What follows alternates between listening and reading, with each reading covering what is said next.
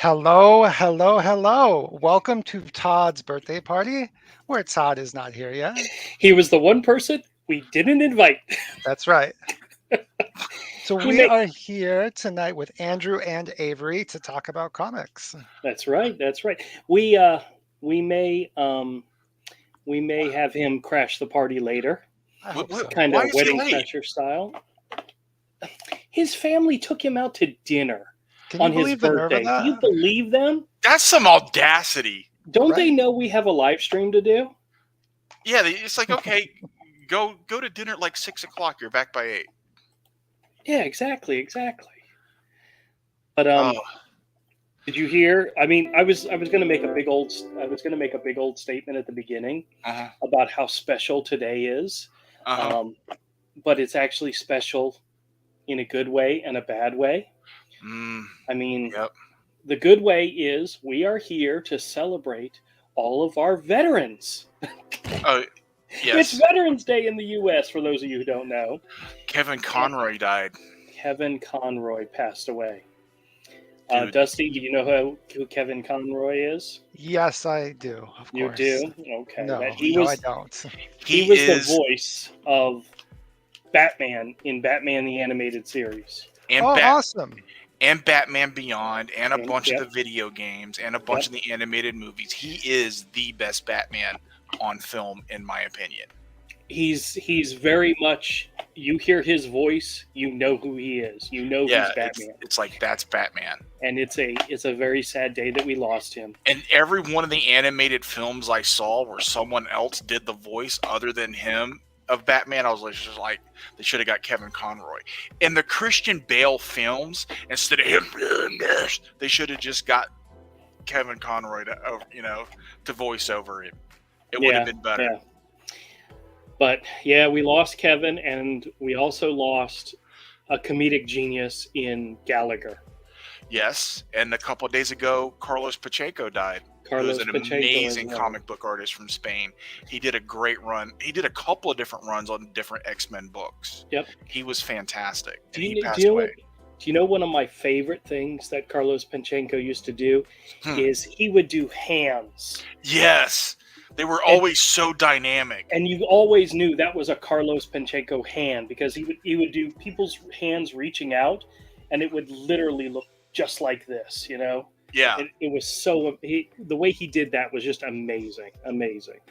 Mhm. So yeah, he will be greatly missed. He had a Yeah, Todd pretty was a good- huge fan of Carlos Pacheco too. yeah, he had a pretty good run on Fantastic Four that I remember enjoying very, very much, you know. But Yeah.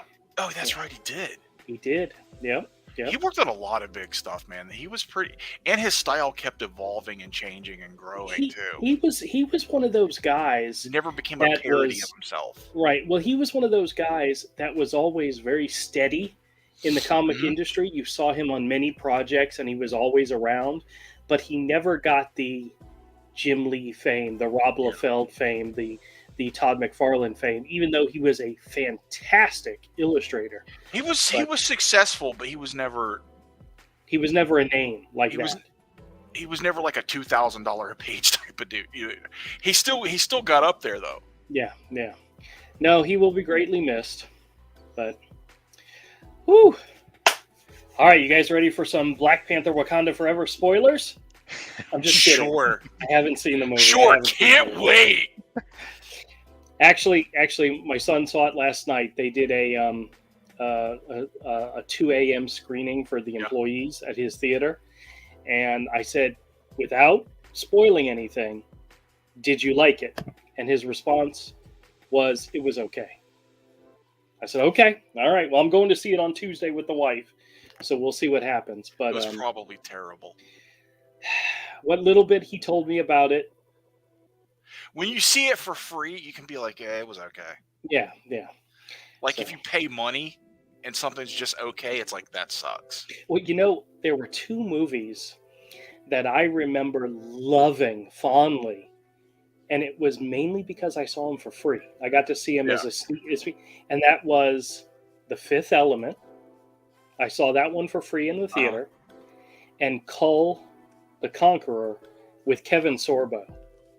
I remember thoroughly enjoying that movie. But do either of you remember that movie at all? Avery? I don't do. I had someone interrupt me. I'm sorry. I had to mute. Oh, okay. Well, I was saying that the two movies that I saw for free that I remember liking immensely, but I think it had more to do with the fact I saw them for free, was The Fifth Element and Cull the Conqueror with Kevin Sorbo. You know what? Fifth Element is a good popcorn movie. It is. Yeah, I've seen Fifth Element. Well, that's one of the ones I've seen. It's a good popcorn movie. It's based on some stuff from heavy metal. Yep. There's even parts of it. There's like, so if many. you watch the heavy metal movie, you'll see it. There's so many Star Wars references in there. It's hilariously funny. Yeah, but, it's a good popcorn movie. Yep. Cull the Conqueror. I want to like it. Because of the subject matter. I like stuff like Cull the Conqueror, Slaying the Horned God, Conan. I love that stuff, but that Kevin Sorbo movie was trash. Yeah, I know. But I enjoyed the hell out of it, but I saw it for free. Hey, That's why so we've got lots of folks in chat tonight. Let's just say hi to chat really quick. Hi. Go ahead. Get it started. Yeah. Yeah, we got Willie D says LFG birthday bash Friday hangout comic talk stream. Yes, Right, it is that's Todd's birthday bash and we're waiting on Todd. We've got Bad Kitty. Always good to see Bad Kitty here. Fantastic. KG, let's all just hope Todd isn't in his birthday suit. Yes, let us hope that very sincerely.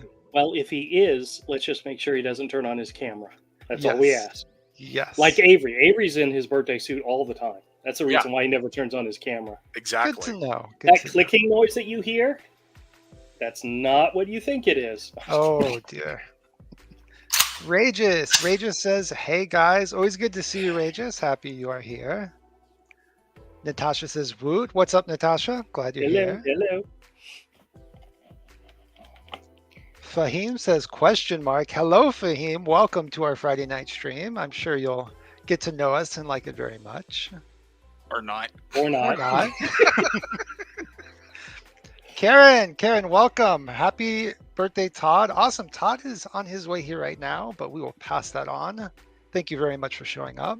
Yep. I want to make him read the chat again when he gets here. Just to screw with him. That's what he has to do in the green room after it's over, is read through the chat. This is what we're going to make him do. Micah, what's up, Micah? Thanks for showing up. I think that might be the Micah from Cyberfist, I think. Cyberfist might be in the house. What's up? Cool. Nice. And I think that's all for now. All right. I think somebody from your guys' stream came over to my scam channel Cool. because they left a comment, and I know it's got to be because their icon was one of the monkeys, so I assume it came over from this stream or this channel. But the question that they wrote on one of my videos was, "Is this staged?"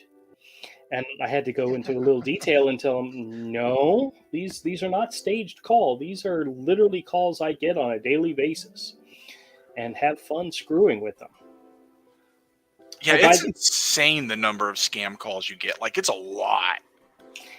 I got to the point this evening where I kept getting a few calls, and I was going to go watch TV with the wife, and I'm like, ignore. It's like, nope, not going to play with you guys right now. I got to go spend some time with the wife. Like, I have days where I don't get any, and you get, like, a slow day for you is if you get 10. Yeah, that's a slow day. So, oh well.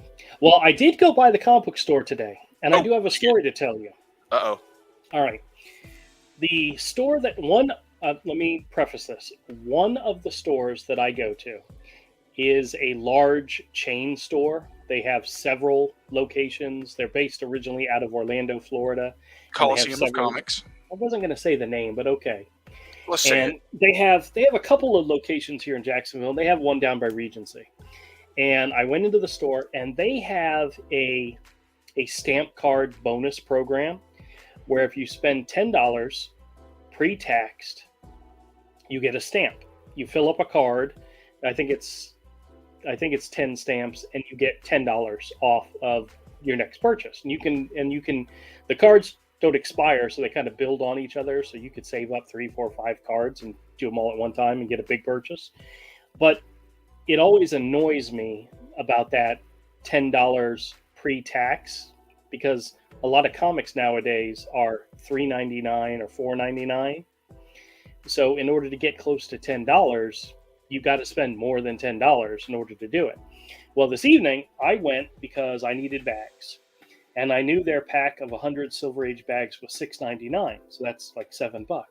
So I knew if I picked out a comic, if I picked out one that was $3.99, I was perfect. You're covered. I'm covered. That's over $10, no problem.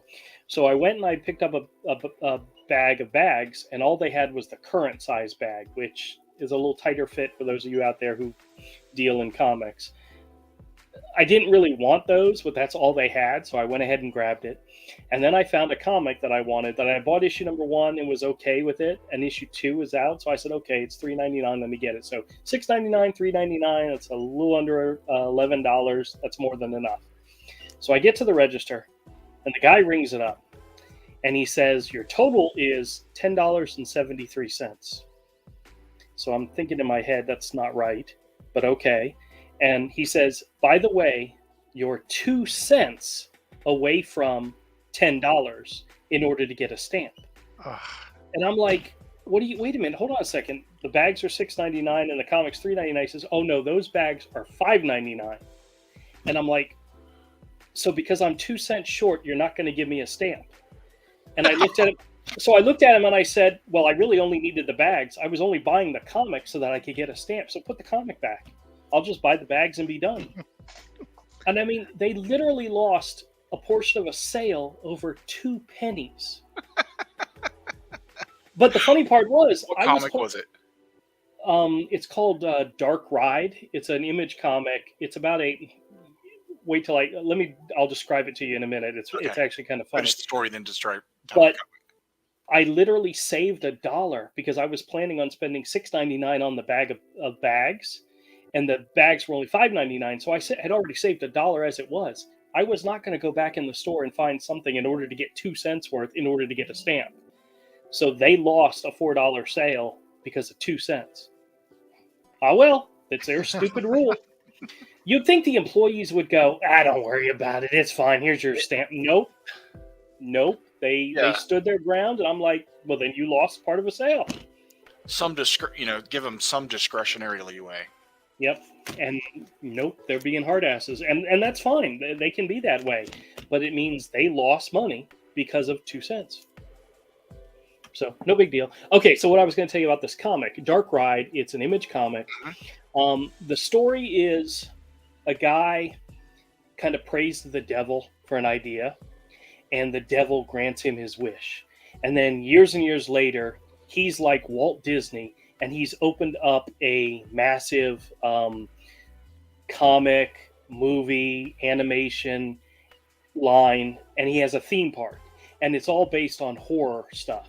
You know, like there's a guillotine, and there's like a scary monster, and his mascot, instead of Mickey Mouse, it's a little devil. And the guy ended up selling his soul in order to get these riches and wealth. And the park demands blood sacrifices in order to keep him in good graces with the demons. And I mean, it was an interesting concept, but it was also kind of influencing my idea last night on Lore Games about the warden wanting to turn the prison into like a Jurassic Park, because that's twisted and sick. And that's kind of what this comic was. It was twisted and sick in the fact that everything in the park was based on horror stuff, you know, demons and monsters and you know, slashers and, you know, all that kind of stuff. And yeah, well, I was willing, after buying the first issue, willing to check out the second issue, but because of 2 damn pennies, screw it. And you know what's so? And Todd, I mean Avery, you know what's so? Sorry, I see how you get us confused. I get you. Yeah. I mean, you look exactly alike. Yeah. I had bought the first issue and said, you know what? I'll give the second issue a shot, and I was willing to do it. But the funny part was when I had gone to the store on Wednesday, because I went by on Wednesday, they had like 2 copies on the shelf. when I went by tonight, Friday night, there were still 2 copies on the shelf. So yeah, it's not burning up the charts, I don't think. So No. Oh well, they lost out at a sale. But All nothing. of that over 2 cents. 2 cents. That's right. Now that's a business model for you. Just think about that. That's what they go for. But, so what else is going on, guys? Not much. Well, there was something else. Some of you may have seen, I think yesterday, I got The Max. Oh, It is yeah. my Did first you, comic book. Did you read it? I did. I read 2 issues worth last night. Now, which and issues it are is- they? It's The Max. I don't know. This is my first comic book, so be nice. Now, is that a trade or is that a comic? It's A a trade. volume. A trade. yeah, it's a collects multiple issues. It's Yes, a trade. it's a trade. You got It's a volume trade. 1 and 2 of the trade. I got volume 1 and 2. So technically, you still don't have a comic. Okay, well maybe He you doesn't could have a send me some, floppy. Andrew. He doesn't have a floppy. That's right. He That's has a what trade. that's what a normal comic is to us. We call them floppies. Got it. It counts, Andrew. A trade or a Graphic novel.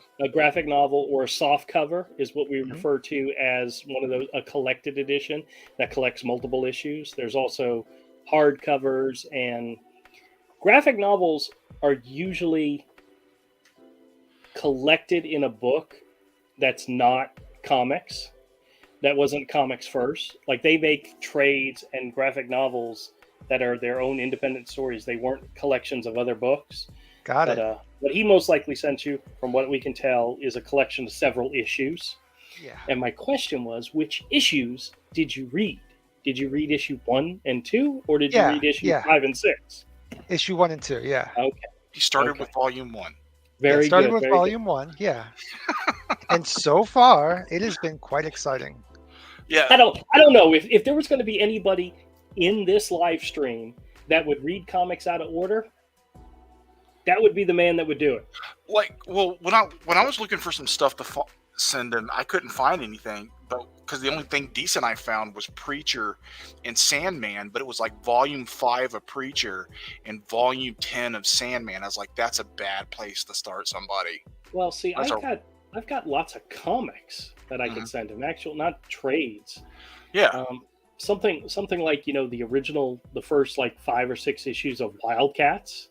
Mhm. The original Wildcats, maybe even some of the early Savage Dragons. Get them. You know what? To break them in Savage on some of that Dragon stuff. is garbage now, but those first issues, that was a fun book. It wasn't was. like high art or anything, but it was fun. It was entertaining. It was over the top.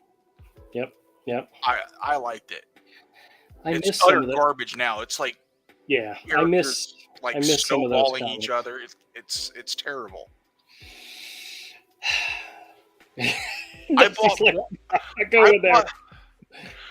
I bought one issue just to see what was going on, and in that issue, like some supervillains chicks, her thingy was biting off dudes' thingies. Was that the issue? Wasn't that the issue that I borrowed from you just so I could read it, and then you told me you wanted it back? I don't even know if I got it back from you. Yeah, I don't think so either. I don't know. I don't care. I was just like, what is this? This used to be like an entertaining comic. Eric Larson is one of those artists, creators that kind of said, I'm going to do what I want to do with my character, and I don't care what anybody says. And if he wanted to draw half-naked women racing around the comic, chasing after naked guys, then that's what he did. If he wanted to draw somebody getting their head popped off like a zit, that's what he did. I mean, Well, that stuff doesn't bother me. It's the fact that it goes a little too far and it's not entertaining. Yeah, not entertaining was the thing. There was one issue that I remember picking up that I read through where I don't know if he was running late with it and he needed to maintain that monthly schedule, but it was the worst crap I'd ever seen. It was like everything was shot off of his sketch pencils because he was running that late or that behind with it. Yeah. and it was just bad. It's like, He's one of those people, like I said, you know, when I talked about Carlos Pachenko, never became a parody of himself. yeah. Eric Larson is a parody of himself. He very much is. What he does now with that book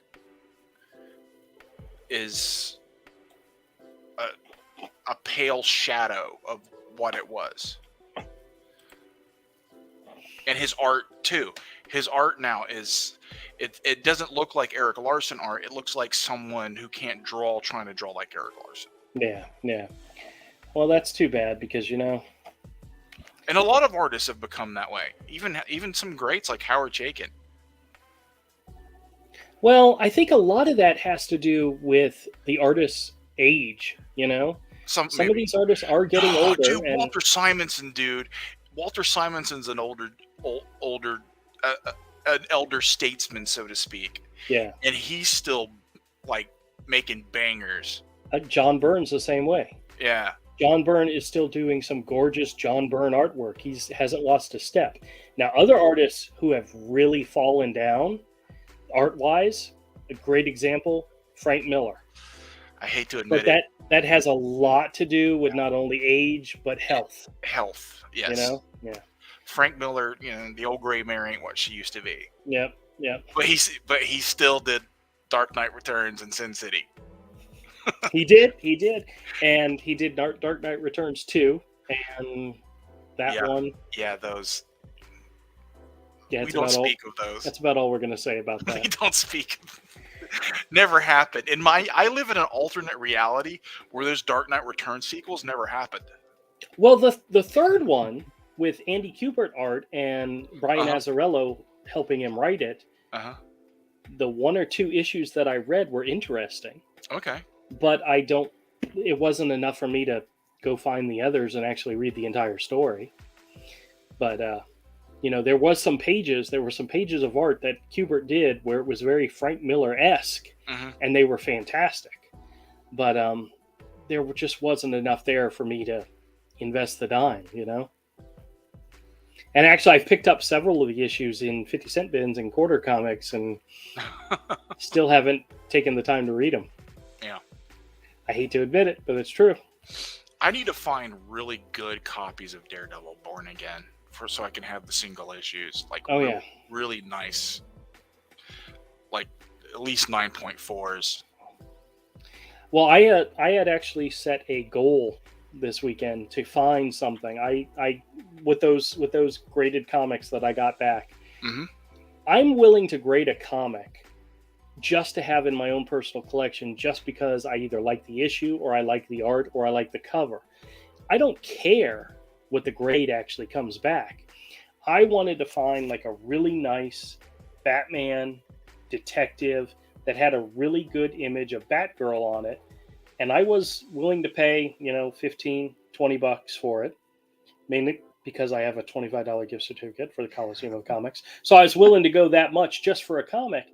The only issue that they actually had in their stock was a Detective Comics number 515, which literally the cover was just a bunch of different blocks of different characters. And at the very bottom it said, and we have Batgirl, all for just 60 cents. And it was literally an image of Batgirl like this big. And I'm like, that's all they had. That's it. That's all they had. I'm like, there's got to be at least one decent. Oh, what the hell. There goes the neighborhood. Hey, happy birthday. Happy birthday, Todd. Thank you. What's up, guys? We held it down for you now that you're here. Now we're expecting you to take the reins and keep us all sane. Oh, no. We've been talking about some of the debauchery of Savage Dragon. Oh, God.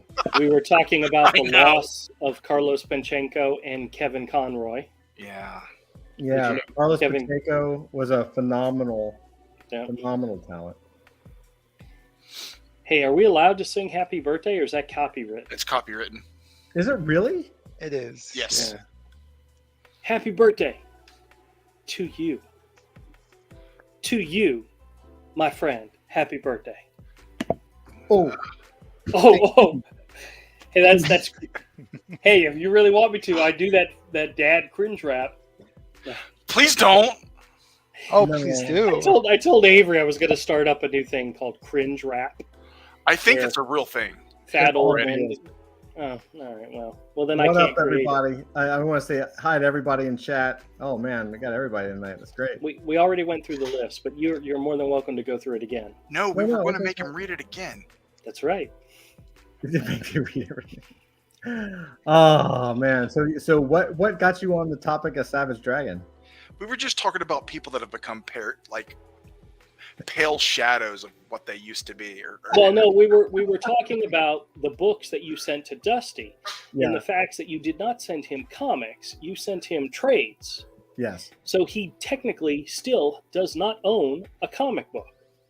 And I was telling Avery that I was looking into. Yeah, and I putting rolled together my a eyes collection- too. I was looking to put together a collection of books for him, including like the first couple issues of Wildcats, the Yep. first couple issues of Savage Dragon, and then we went on the tangent of Savage Dragon. Eric Larson being a total degenerate. So. Yeah. MK GM AI Planet. Happy Slurp Day. What's up? Happy Slurp Day.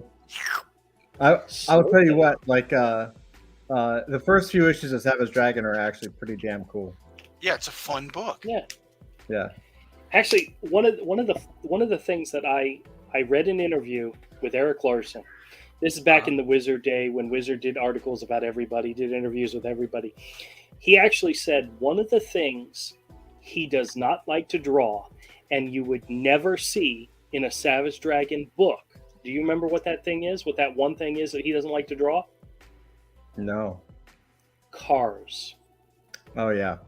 He doesn't like to draw cars. So he said you will never see Savage Dragon in his comic driving a car because he doesn't like drawing cars, which I think is ironic because he got Jason Pearson to do the Blood and Guts miniseries, 3-issue miniseries, which, by the way, was beautiful. And one of the things that Jason Pearson likes to draw is cars. Yeah. And it was all about his partner's car with the suicide doors and the fact that they effed it up by the end of the miniseries. And I mean, that was part of the storyline, but that's not a series that Eric Larson would have ever drawn because the car was an important part of the storyline. Right. So we got Jason Pearson to do it. And honestly, other than the original, it was either 3 or 4 issues for Savage Dragon, stands out as probably a really great set of books. Mm-hmm. But Savage Dragon Blood and Guts with Pearson is probably the second best Savage Dragon story, hands down, period. No argument. Screw you if you don't agree with Blood and Guts? Yeah. Yeah. You mean the books that I literally have right next to me? Why are those not the ones that you sent to Dusty? Because they're copies. mine. He needs other copies. If he's going to send them to Dusty, he needs other copies because he's keeping those. So, in other words, you sent the shit you didn't want. No. He has been very rude tonight, Todd. Drew's just been on a roll of rudeness tonight. This is what happens when I'm not here. Wait. Tonight? Oh, Todd, no, never mind. I'll bring it up in the green room. Never mind. I got something I need to talk to Avery about. Okay. About my last live stream on my scam channel, but I'll bring it up. You can bring it up here if you want. No, you don't want me to. Dirty or something. No, it's not dirty. It's just we brought up a subject during my last live stream, and it's one of the 3 main subjects that we're told never to talk about. And we only brought it up briefly. And that was because of what was going to happen in the next few days. So Avery knows what I'm talking about. Somebody make a dumb comment? No, somebody left my channel and does not plan to ever come back because of it.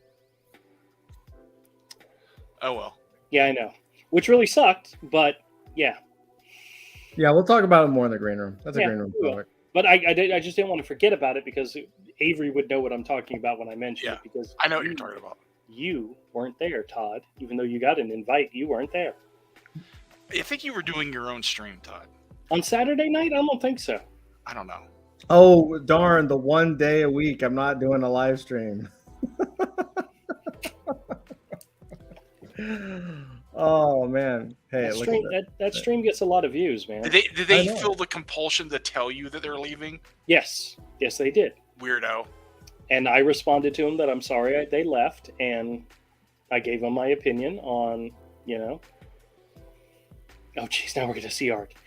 Oh, so I'm in the store looking for a comic to use this $25 gift certificate on that I could send to have graded. So I have a graded copy of a book in my collection. Mhm. And I was looking at some of they had some older Kazars, and those are some fantastic freaking covers Yeah, man. from that series. Even though it's not very popular and it's not worth a lot except like the first appearance, but damn, the covers were awesome. You know who owns a massive run of the original Kirby art? Who? You're going to say Eric Larson, right? Larson. Yeah, he's got a lot of Kirby art, from what I understand. Yeah, Hey, Hey, listen, if I had early Savage Dragon money, I'd have early Kirby art as well. I'd have a lot of Kirby art as well. there's a Dusty. There's a Sam Keith X-Men. Oh, that's nice. The amount of work he put into the hair on Wolverine's arms was just always. Yeah. It was one of those things that always stood out as his style, He's got such a unique style. Oh yeah. It's based a little bit in there's a Frazetta influence, but it's not like a copy. For people who don't know, Sam Keith, who is also the creator of the Max, was also the illustrator for the first couple of issues of Sandman, Neil Gaiman's Sandman. Mm-hmm. So if you've watched the Sandman show on Netflix, which is based on a couple of the stories directly out of the Sandman comics, that first story in which Morpheus is trapped in that bubble thing, that glass thing, and he's trapped in there for centuries, that story was actually illustrated by this artist. I'm not sure if that was some of like his earliest works, but it must have been pretty darn early. Yeah, but I mean, his style is still exactly the same. So yeah, but he did some great work on Sandman, and I'm not sure if that's what kind of propelled him into stardom, but it was definitely his foot in the door to being a well-known comic artist that everybody knew about. Look at this. This is the full book, 6-page. Oh, wow. Let's see.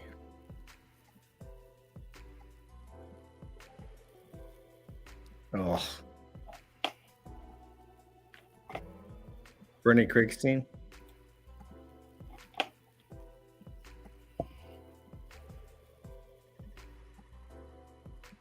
That's good stuff. That's really, really cool. Did I ever show you those 2 pages of original art that I have from Wombi the Jungle Boy? I don't know if you did. Very much this style, this art era. Very similar to this. They're 2 of my favorite pages that I have, but they're from 1951. Oh wow! I love the inks on that, man. Oh yeah, right? Yeah, so me too. It was back in the day where everything was done with a brush, done by hand. Me too. I love the thick lines of it.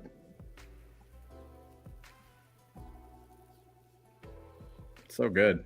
Some gorgeous stuff. So what's that lot going for? Oh, 2,600, is that right? Yeah. For 6 pages? Well, right now, this has still got 6 days left, so it'll probably triple. Yeah. Here's your Eric Larson.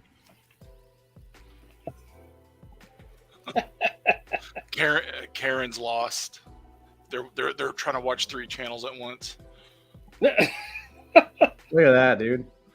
Oh, that's dope. Yeah, now here's a question for you, Avery. Would you pay $11,000 for this 1 page, or would you pay $2,600 for the other 6 pages?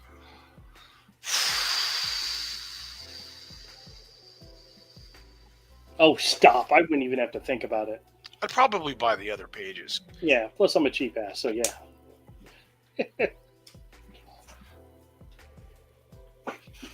If that was a McFarlane page, I'd definitely be like, yeah, I'll pay $11,000. Hey, Todd, I think we got something going on tonight, don't we? I think we do. What's Do that? we want to launch into it? Let's do it. How do you wanna- Yeah, we can at least put it on the map here. Yeah. Is it comic related, or are we going off topic? Are we going off topic? Look.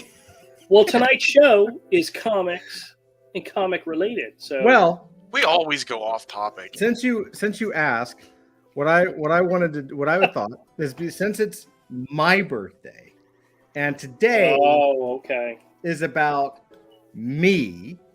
What I thought I would do is actually do an autograph session, Ooh. an autographed NFT session. So for those of us who are in chat, how do you want to do this, Dusty? What do you think? I would say if you own an adult fantasy NFT, you will get it autographed tonight if you are one of the winners. If you don't have an adult fantasy NFT for some reason, you'll win a free adult fantasy NFT.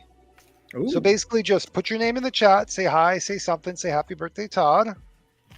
And I would say let's pick 2 winners tonight. Because it's your birthday, we usually pick 1. Let's pick 2. I like that. One to grow on. Yeah. And MK is saying, "Don't spin the wheel of KG."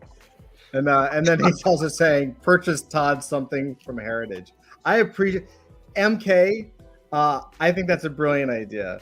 I would like that Eric Larson page. It's $11,000. It's only, well, I mean, nowadays that's like what it's like practically 11 ETH, but it's fine. I know, right? Karen's so generous. Andrew's gonna buy me something off of Heritage. I know you're probably talking about the autograph, but yeah, we love it. So for those, if you're not familiar with how this works, so we have the Adult Fantasy NFT is actually proprietary technology. We spent a year of developing it, and we patented it, and it allows us. Basically, it's a graded case. And we actually are able to create generative discrepancies and damage within original NFTs. So that means that you can put in one NFT, like one card or one painting or whatever, and across however many dozens or hundreds or thousands you make, they're all unique and they're all different because they all have like different aging, just like this, like real world pages and comics and baseball cards would have. And because we have this technology, we also put in there that, or built in there that the ability to do autographs. So it's a real time autograph. It's one of one. I have a little digital drawing tablet over here to my right or to my left. And when you guys win, what I'll do is tonight after the show, maybe tomorrow morning since it's going to get a little late. What I'll do is I'll sign the autographs. It's one of one autographs. And they will appear on whatever token ID you have that you submit. So you just submit your token ID in your wallet, and we will make sure that it gets done. And give us a day or two, just because there is, it's real time, but it also depends on when the dev is awake. So give us like Monday, Tuesday, but it'll get done, and you'll have a signed autograph. Now, is there a way for me to sign ash cans? Yes. Ooh. That's actually a great idea too. We could do I that. like that idea. Maybe we could do that too. Yeah. I don't know. Dusty, what do you think? Should we do a double rainbow? If it's Yeah, we can do that. Yeah. I'll sign some ash cans too. All right, let's do it. There we go. So if you guys, everyone can pick whatever NFT you want signed. If you want, if it's AFS1, I'll sign it. If it's if it's a ash can, then Avery and I can both sign it. Or I guess Avery could sign it. Whatever. Yeah, Avery can sign it. Yeah. Yeah. And the only caveat is that we cannot sign the Adult Fantasy Hail Draconis collab covers because those have a set number that are signed. So it would either be the Ashcan or Season 1. Yep. MK says, looks around. Now, where did I put that primordial? Nice. And if you win and you do not have an Adult Fantasy NFT, tonight you have the opportunity to go buy one and we'll still sign it. So you can get that NFT for free that's not signed, or you can go buy one right after you win and we'll sign it for you. One of those two. That's awesome. Yeah. And so Nice. No rush, no hurry. We'll take care of this. We'll do it at the end of the show. Right now, what I'm doing though is I'm looking at. Ooh, go back up to the Superman Jim Lee. I'm putting them in new tabs. Yeah, we're gonna check it out. Okay. Oh, Amazing Heroes, McFarlane. Woo. Mike Mignola. Who cares about that? I'm just kidding. Let's see what we got. Oh, there's a George Perez Wonder Woman for Andrew. I've made the screen full screen, and I still can't read the text. Well, you're old. It's fine. Yeah, that's true. Look at this. This is one of my all-time favorite pages, dude. I love Jim Lee 1990s, man. Look at this. Oh man. Look how good that is. Yep. Yeah, Scott Williams sure did make him shine, didn't he? He really did. It Jim really Lee was. and Scott Williams are an amazing team. Yeah. I thought about bringing some of this hatch work back into my originals. Oh, go for it. You know, like it still looks so good. And Jim Lee now, I don't know, like I don't like it as much as back then. You know, I like the stuff he inks himself, like his Yeah. sketches. Like that Yeah. stuff looks crazy. Yeah, but I seriously doubt he could do a comic that way. You know, Yeah. he's not doing full comics anymore. All he's doing is covers now. So Well, he's doing comics. He does he's some. not. I don't think he's doing interior work at all. Not lately, but he's done plenty. Like you know, He'll do Did you- one like every couple of years. Yeah. Did you read your boy Zach's community post about Wildstorm? no. He said he's kicking himself for remembering Wildstorm fondly. He's reread some of their issues, and it's total crap. And he put an example of one of the issues from Divine Right, which was one of Jim Lee's babies, and Yeah. he put half naked women on the covers in their underwear, and that's how the comic sold. Rageous. Rageous. You're already gonna get that. So Rageous has a sketch cover, and so I'm doing a sketch of Solar Mannequin.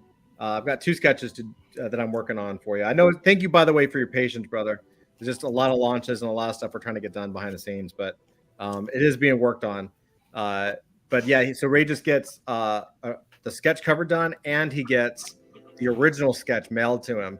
And so it's actually going to be signed. Both those are going to be signed. So you don't need unless you want like a double signature for some reason. But, Or maybe he wants his actual Solar Mannequin card signed too.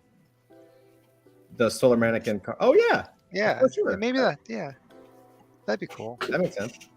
Look at this. Look at this, dude. Look at this Jim Lee Batman. This is Hush, I believe. Oh yeah, that's Yeah. a good book too. Yeah, it is. Yeah, why didn't you send those issues to Dusty? Dude, I'm breaking them in slow. Okay, now hold on a second. Hey, wait, do you I- have extra copies of that Hush Unwrapped, Andrew? I know I have a couple of unwrapped books in the store. I don't remember which ones they are. I don't think I have Hush. I think what I had was like the David Finch, Mm-hmm. and Because Hush was at a lot of Ollies, and yeah. Oh, look at that shot. Jeez. because you could read that book just from the pencils, because it was still lettered. Yeah.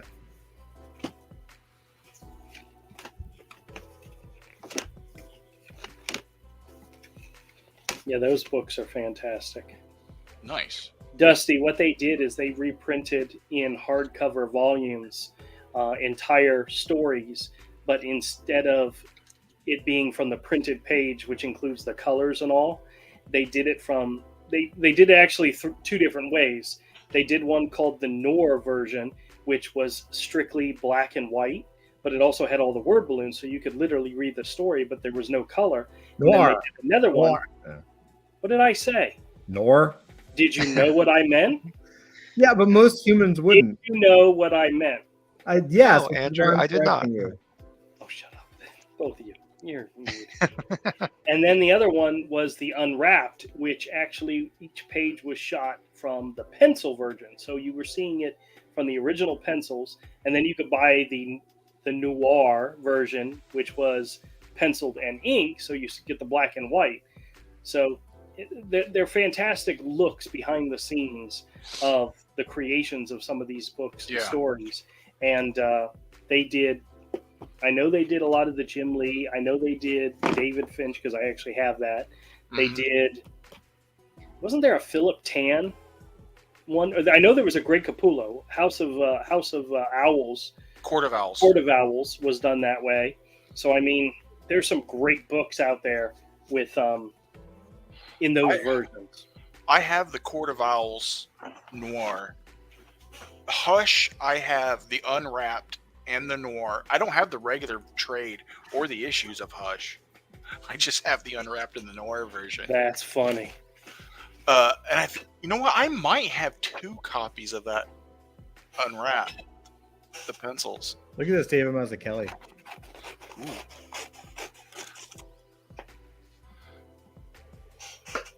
He's one guy. I was just talking about those Daredevil Born Agains.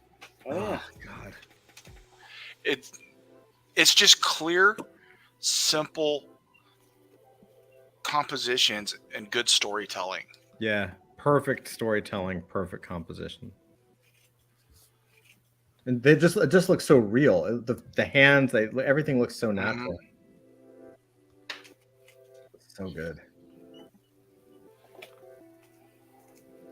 Oh, Toddy Mac. What the hell was that? I don't know. It looks like some kind of ad. Hey, who did this drawing looks an awful like Eric Larson and Bob Kane. Todd McFarthing or something. That's funny. Gretzky. Oh, jeez. For those of you who don't know, one of Todd McFarlane, who's the creator of Spawn, and he was also a very famous Spider-Man artist.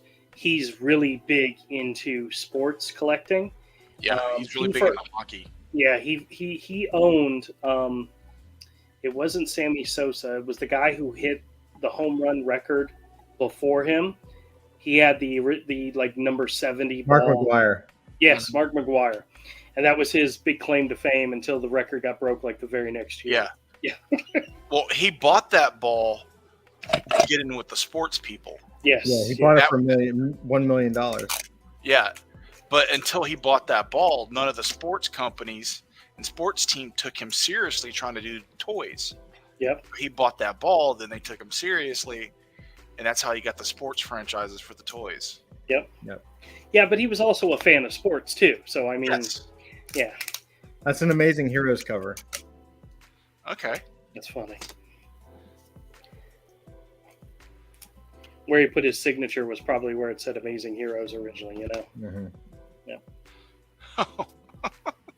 Is that a Frank Miller Prophet? Yeah, it looks like it. Oh, did you hear the latest news on Prophet? No. Supposedly it's opted for a movie. Mm-hmm. It's been optioned. And what's his name? Frickin' A. I know the actor. I'm losing his name. He was. He's got the ugly sister who I think's hot. Jake Gyllenhaal. There you go. Yeah, Jake Gyllenhaal is attached. Okay, stop for a second and just think how I simply said he's an actor who has an ugly sister who I think is attractive, and Avery knew exactly who I was talking about.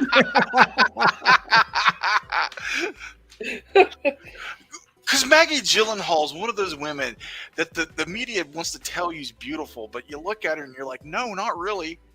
My wife even, she's ugly. I don't even know. My wife refers to her as the actress that I think is hot. There's your girl. There's your girl. Whenever we see her on a show or something.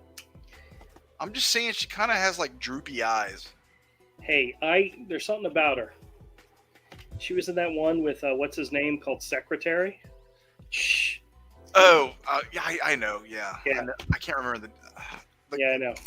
Andrew, you see this Perez? Yeah, that's awesome. George Perez was amazing. The guy was so good at like big team books and big event books. Yeah. Like if you had a large team book or a big event book, you really needed George Perez to draw it because he could handle that many characters and drawing them all together, occupying the same space, and still give you a strong composition, and you could tell who everybody was. Yep. Yeah. I'll never forgive myself for getting rid of my World War Hulk Perez page.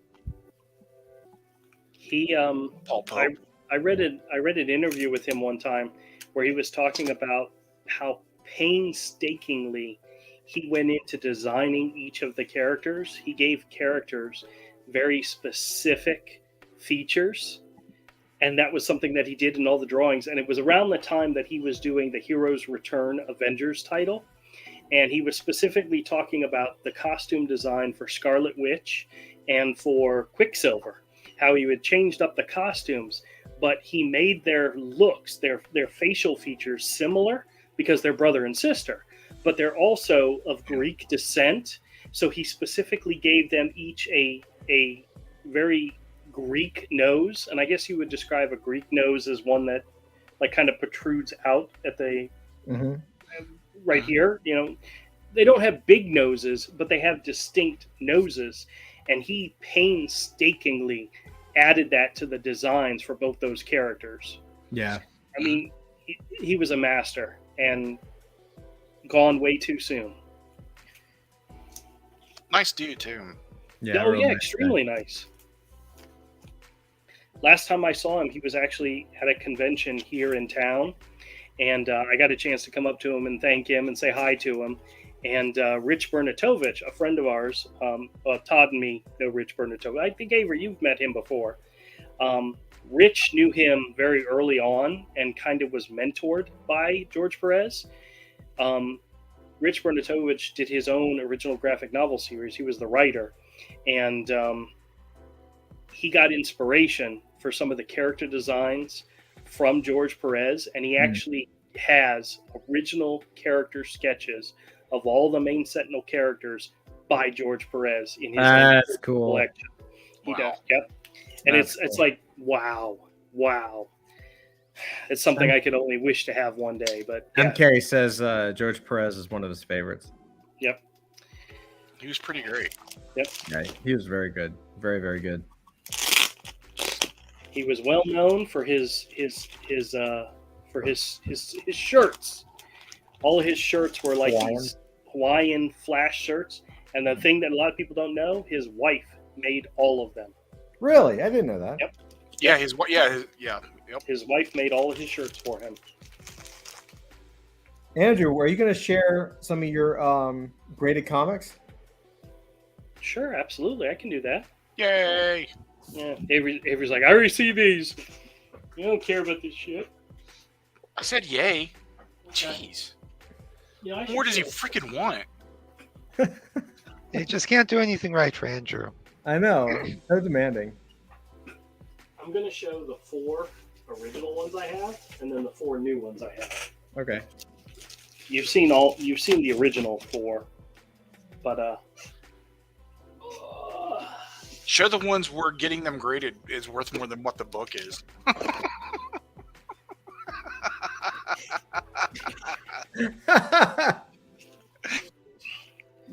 all right. It's the truth. Sorry to say, but yeah. Are you going to highlight me, or Yeah, well, yes. As you your don't cat have says. to? No, I'll just stare at your cat scratching. I want to his be face the all center time. of attention. Me. All right. This was one of a couple that I did in a trade. This is Eternals #1. This is the first appearance of the origin and first appearance of the Eternals. Art by Jack Kirby. This is from 1976, so not as old as me, but That's a pretty good condition book, man. and it's a 7.5, which is actually really nice. And it's a off-white to white pages, which is a big factor in the grading. Yeah. But this, like I said, was part of a trade. What I traded was something that my investment was really, really small. So if these books, if they're not in my collection forever, I actually sell them. It'll be a profit no matter what I sell them for.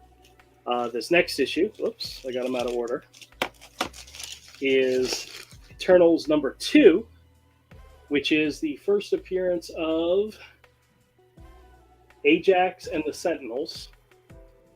Wow. This is also another Jack Kirby beauty. It looks so good, man. And this is an 8.0. So, I mean, this is a pretty high grade book, especially for something from 1976, you know? A Very lot of pretty. classic issues looks really good.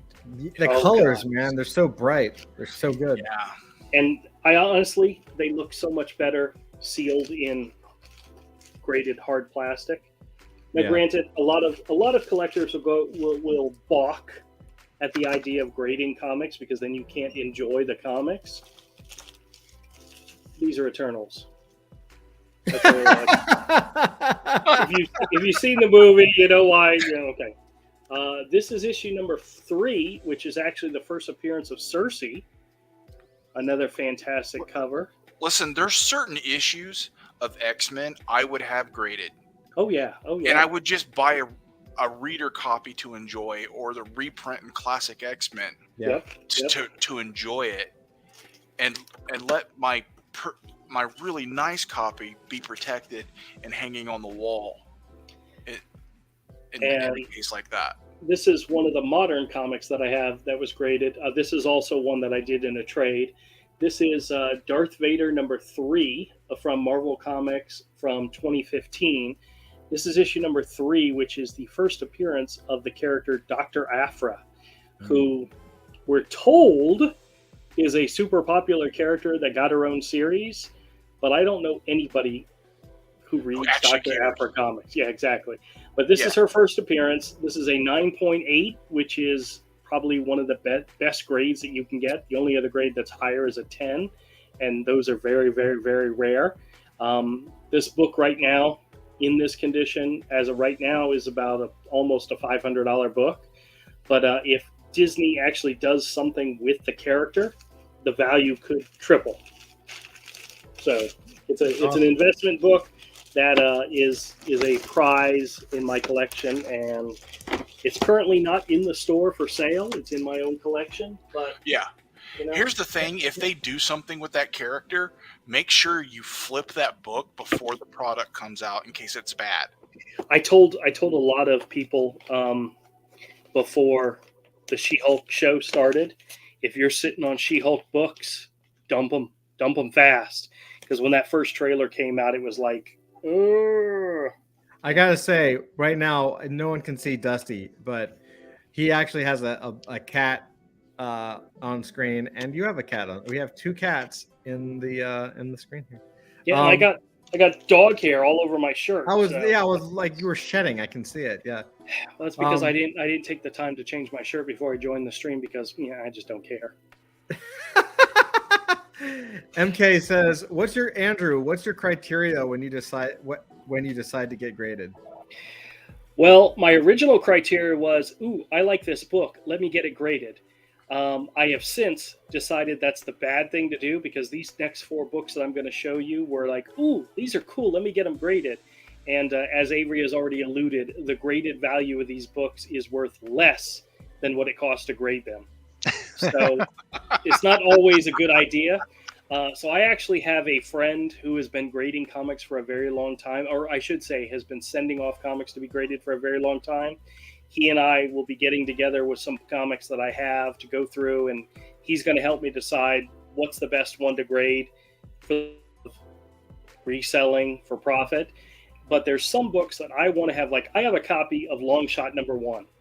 I don't care what the condition is. I don't care what the grade comes back in.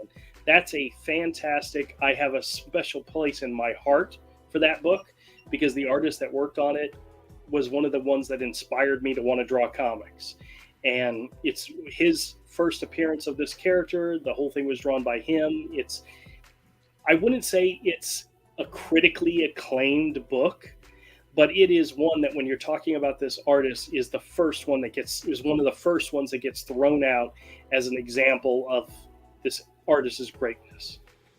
So I want it graded just for me. But that's the way it goes. So needless to say, these 4 books that I have here were part of a collection that somebody offered me, and it was a friend. So there wasn't a lot of money changing hands. It was like, hey, let me get these graded, and if we can sell them for a profit, we'll split the profit type of situation. And the honest truth is, the graded value of these books is way less than the grading. So trust me, there's no profit coming from these. These are going to end up becoming interesting conversation pieces in the store, and not something that is going to make me a lot of money. But that's okay. It's still fun. So the first one I got is from March of 1961. So this is older than, I'm pretty sure it's older than Dusty, right? Yeah, I think that's accurate. Okay, so these issues are all older than all 4 of us, not combined, because Todd tips the scale for us. But this is from March 1961. This is DC Comics Sugar and Spike number 33. It came back as a 3.5. Oh boy! But the 9.4 version of this book was probably several $100s, so I was willing to give it a shot. But it only came back as a 3.5, so it still looks pretty in the case. But it's it was a good try. In other words, it was a swing and a miss, but it happens. The next one is another DC comic from the same time frame, 1961. This is Superboy number 87. This is a 10-cent issue, which is solidly a Silver Age book.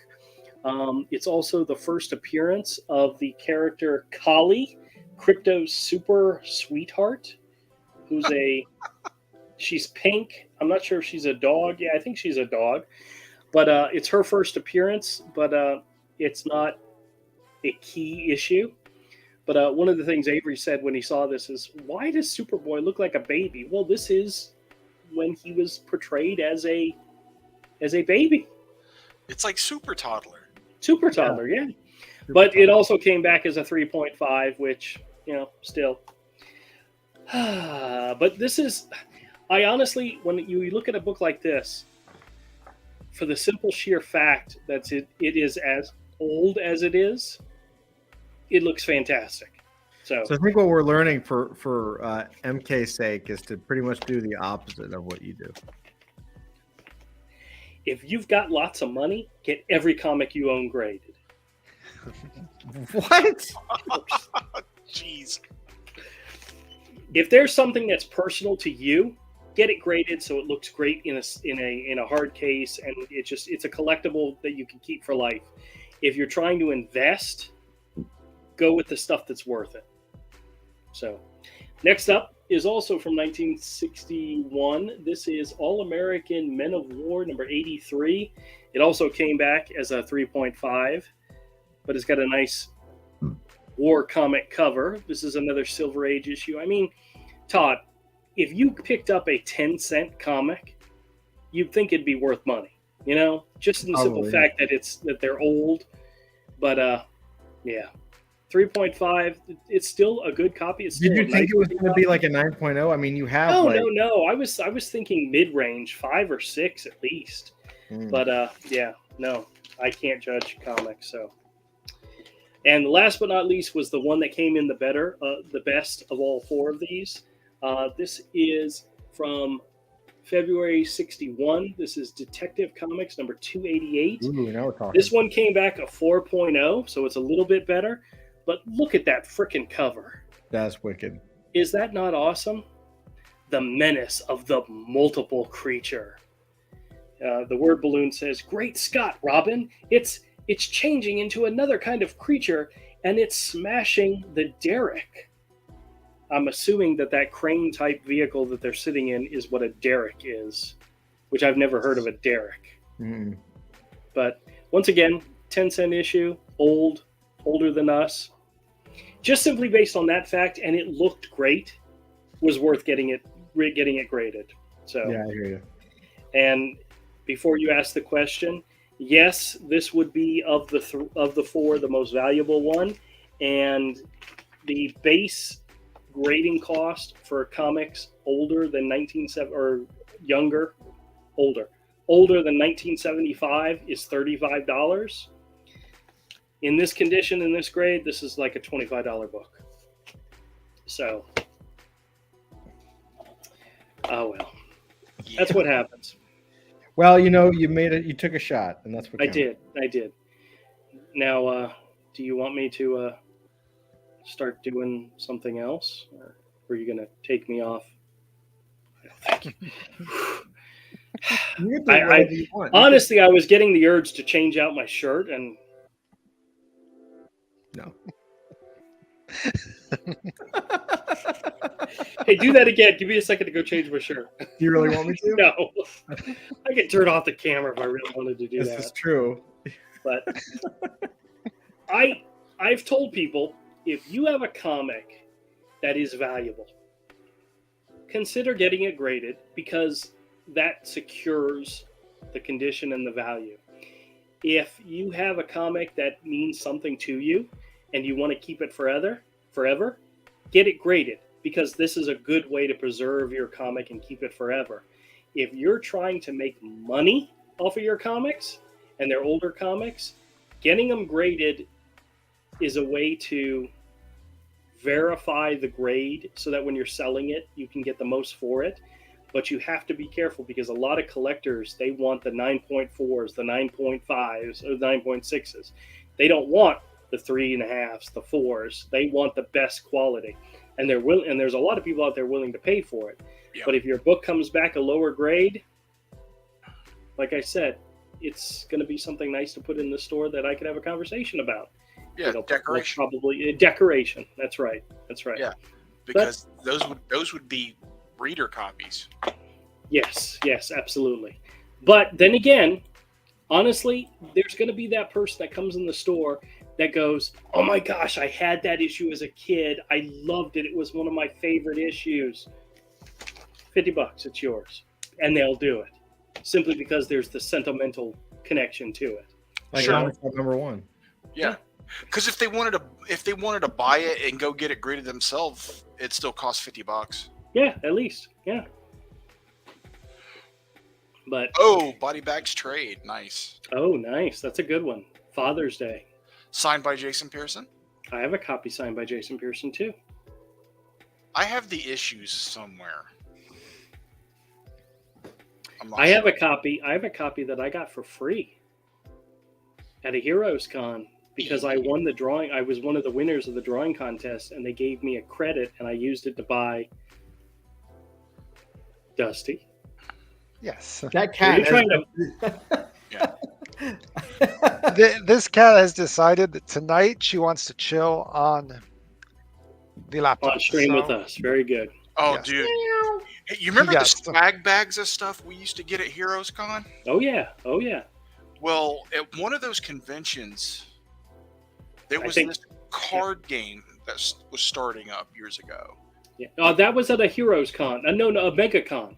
MegaCon? Yeah, I was at a Mega Yeah, Con. this little card game that was starting up called Magic. Yeah, Magic or something. Yeah. Yeah. And they gave away starter decks. I had my starter deck for years, and I was like, I don't play this, and I chucked it. I don't know what happened to mine either, and I never opened it. You know how much those starter decks are worth now, unopened? Yes, I do. 10 But you grand. can go ahead and talk about it. 10 grand. I threw away or gave away 10 grand because I didn't play Magic. Now, hold on a second. Did you throw it away or did you give it away? I don't know. Okay. I don't know. I don't know if I gave it away because I remember it bouncing around in my stuff for years and years and years and coming across it. And I never opened it. I never looked in it. This is why I'm saying, like my new mantra. But I had it for over a decade. My new mantra for all this stuff is that literally everything is collectible. Yeah. Everything is collectible. Who would have thought a starter deck from a card game? Yeah. 25, 30 years later is still a very popular game. Yeah, but Who knew that was going to happen? Yeah, you can't predict this stuff. And dude, we all had them. for free. They were just given to us. I don't think I ever had one, to be honest with you, because I think I bypassed it and said, nah, that's okay. It was in the bag. It was in the bag of free stuff. Yeah, I don't think I ever remember having the one. loot bag they'd give you when you walked in the door. Yeah. At one of those conventions that we used to go to all the time. Yep. MK says, got my box of alphas and betas right here. He says, however, I have this nasty habit of never selling anything. Yeah. See, if I still had that deck, I would sell it. Because I don't play Magic. No, you would have sold it a long time ago. Yeah. Well, I didn't find out about it till a couple years ago, when I found out Magic had become like a serious thing, and some of the cards were that valuable. And that's when I started looking through all my stuff and all my junk boxes of junk. Like, do I still have that deck? You know what? There is a small chance I actually do still have it somewhere, but I probably don't, because I've looked at every place it would logically be. Yeah. And I just remember, that deck of cards followed me around, multiple moves, multiple places for decades. I know. I'm so upset that I don't have that. Like, the one thing that I throw out is the one thing worth 10K. Yeah. And not only is it worth 10K, you wouldn't mind parting with it because you have no attachment. Right.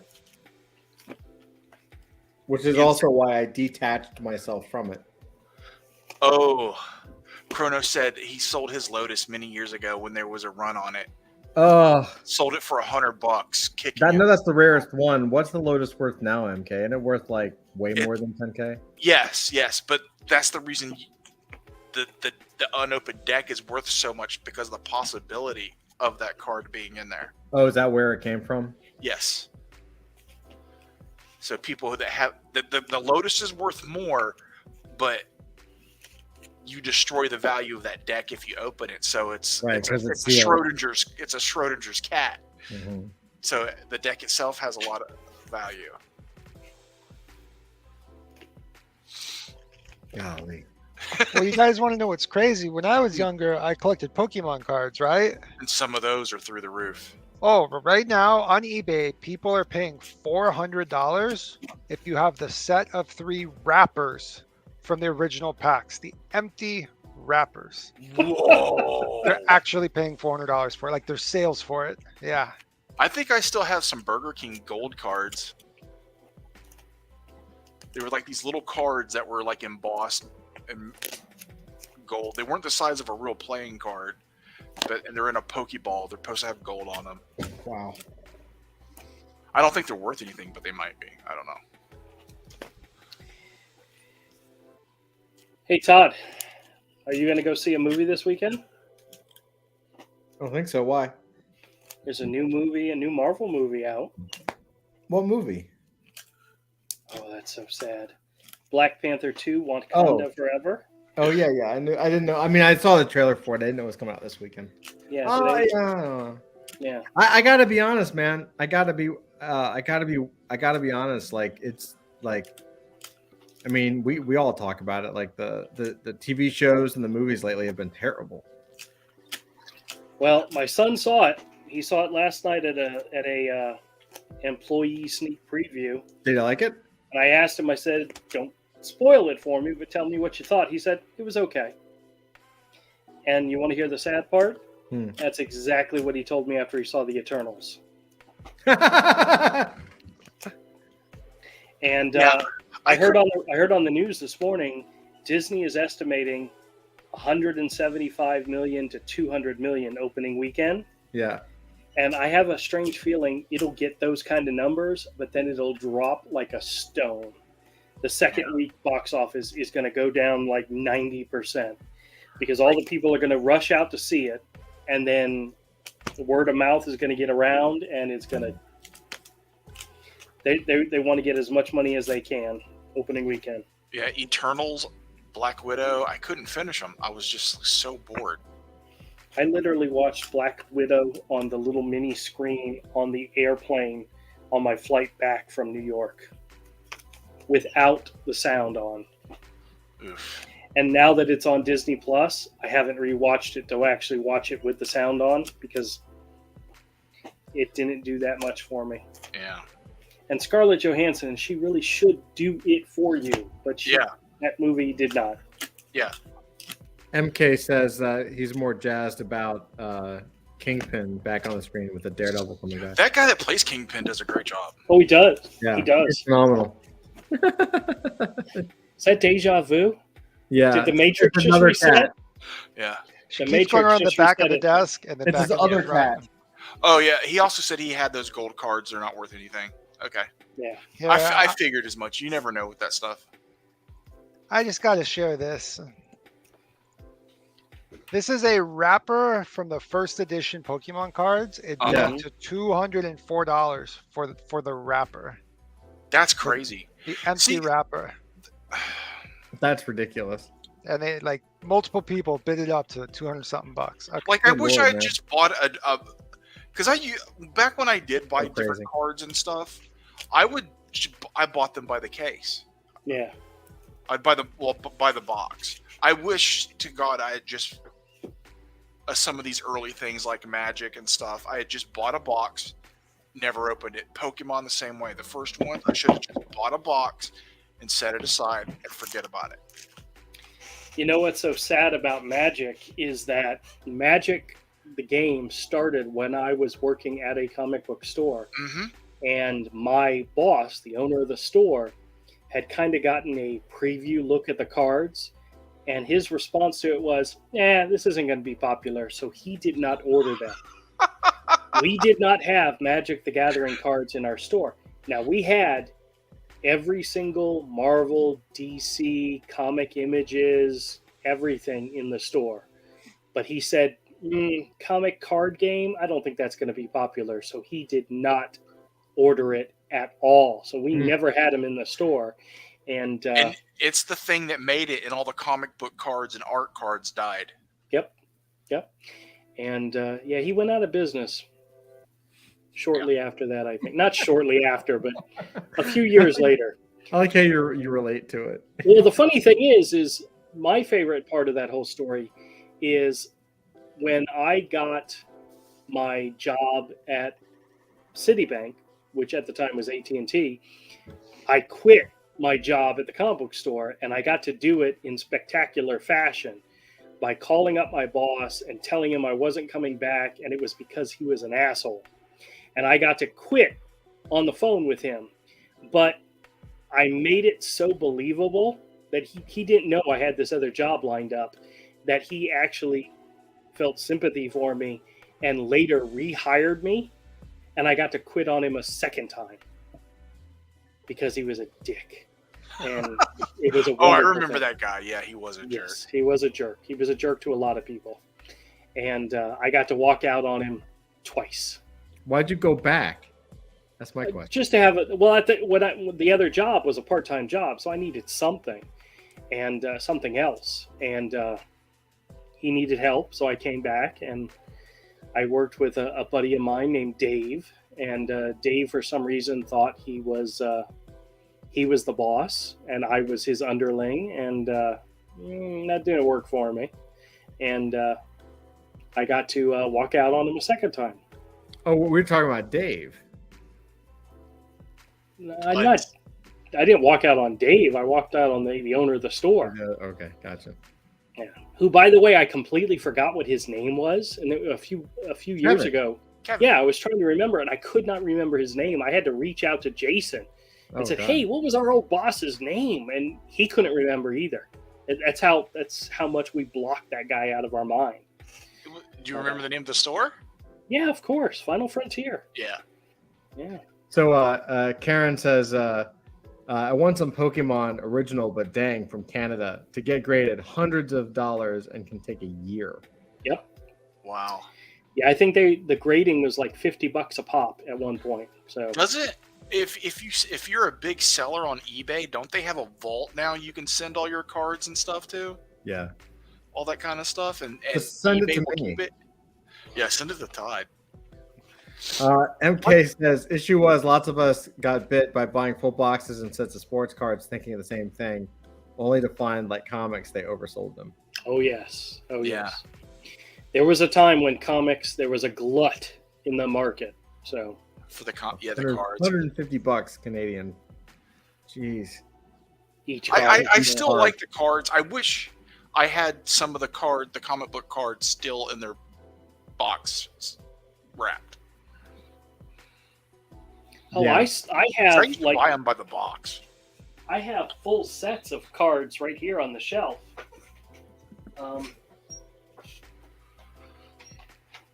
Marvel Series 1. Yeah. Oh wait, yeah, there you Full go. set. Is that a full set with the holograms? Not with the holograms. Full set Because I did see a set of those go for like $1,000. Marvel Masterpiece Series 2. Oh, yeah, those are the best. Those were good. I don't have We Series now 1. we got to break some of them out tonight, dude. There was You one gotta pick particular- one. There was one particular one I wanted to show you. I had looked through it the other day. You have Series 2? Of what? Marvel. Yeah, Chronos, that was they are fun to still look at. Now, there was a particular one I wanted to show you because this is it. This is. Do you remember how I was telling you about the villain set, where it was all the villains, the DC villains? DC villains, yep. Yeah. And there was a series of cards by Stelfreeze, including that one of Two-Face where he's looking down at a shattered mirror, and you see him looking down. It's his regular face, and in the mirror, it's the scarred face. Turns out that wasn't in that set. It was actually in this Batman set, and I wanted to share it with you. Share the card with you. Oh, so good. Is that not awesome? Oh wow, That's Stelfreeze. yeah. So good. Oh wow. And the card right after that, Have you ever? Mignola. Oh, Have you ever that's seen so good. that watercolor painting Brian Stelfreeze did of Lucille Ball? No. Dude, it'll make you tear up. It's so beautiful. Scarecrow by Mignola. Yeah, I've seen that image. Yep. It's really good. Wait, go back and show the penguin one, the Mignola penguin one. I want to look at that. That was really freaking good. Ugh. Wow. Wow. It's so simple too. I don't know. Yeah, let me see. There were a couple of the villain ones in here that were worth sharing. Let me see. Yeah, he touches them. What? Cards. Yes, I touched them. The Joker by Brian Stelfreeze. Ooh. Oh, serious. And of course, Catwoman by Brian I Stelfreeze. remember that one. Yeah. I remember. Hmm. Brian Stelfreeze was a mentor of mine. Yeah, he was amazing. Ra's al Ghul by Mignola. That's Mignola? I guess it is. Yeah, it is. Could you imagine a Ra's al Ghul origin story with art by Mignola? That'd It be would so rock. good. That would be so frickin' beautiful. Sorry. Frickin'. You can say frickin'. Frickin'. Hey, you know that Women of DC poster that Adam Hughes did with Catwoman going across the bottom, scratching the poster of the hero women? Yeah. I have that signed by Adam Hughes somewhere. Nice. It's been banged up from getting moved around. I need to get it framed. Get it like pressed and framed. It was the image of the set. This was a Dave Dorman, Oh yeah. and it's mostly cards telling the story of Batman, and it's a lot of comic art stuff. But the last image, just to give you an idea how old this set is, was him versus the Azrael as Batman. Mm-hmm. So it was around the time of Who did that one? Was that Graham Nolan? Maybe. Yeah, it looked like it. That's what I thought. let's see, pencils. Jim Ballin. Oh, okay. Okay, Jim Ballin. Okay. Yeah. MK says they Googled Stelfreeze images. Holy. Yes. Yeah. Brian Oh, Stelfreeze yes. is amazing. Brian's the man. So my favorite story of Brian Stelfreeze So he was in Atlanta when I was in college, and I made my way over to Gaijin Studios and got to hang out there for a little while. And he taught me a whole bunch of shit. But Todd, one of the you cool what? make me smaller, Oh yeah, sorry. or you're just gonna sit there and watch me? If I could nothing can make you smaller. Anyway. Lettuce. But yeah, that was too easy. I know. So I used to go over to Gaijin Studios, and he did this. The coolest story that I ever heard that really opened my eyes to storytelling and comics was he did a story with a character called Oracle, which is Batgirl.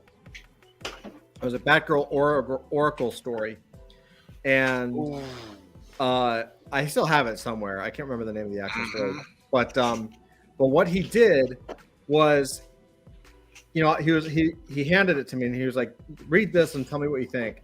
Just look at it." And I looked at it and I was kind of going panel to panel. I was like, "Yeah, it looks fucking awesome." He was like, "Do you see it?" I was like, and I'm looking like, when someone tells you that, obviously you're missing something, I'm like, okay, so I'm clearly not catching what he's throwing. And so I look at it and I look at it and I look at it and I'm like, yeah, I'm sorry, man. I don't see what you're talking about. And he says, so for that issue, what he did is he drew a couple of things. He drew a map of Gotham City, and inside of Gotham City, he knew where all the buildings were. And then he put the moon placement where it would be in relation to where the city would be at that time of night. And so while you're reading the book, while you're reading the comic, a couple things happen. One, and it's the most ridiculous thing ever. One is that as you're looking at Oracle, Batwoman, and you're looking, it's in the city. So like if you're when you're in someone's apartment or when you're in the building, outside of the window, all of the buildings are accurate. So when you're looking outside of one character's window and you see the buildings in the background, 4 pages later, it's another character in another part of the city looking out their window or the windows in the background. And it's the correct perspective shot of the rest of the city. So everything is really in its right place. And that blew my mind.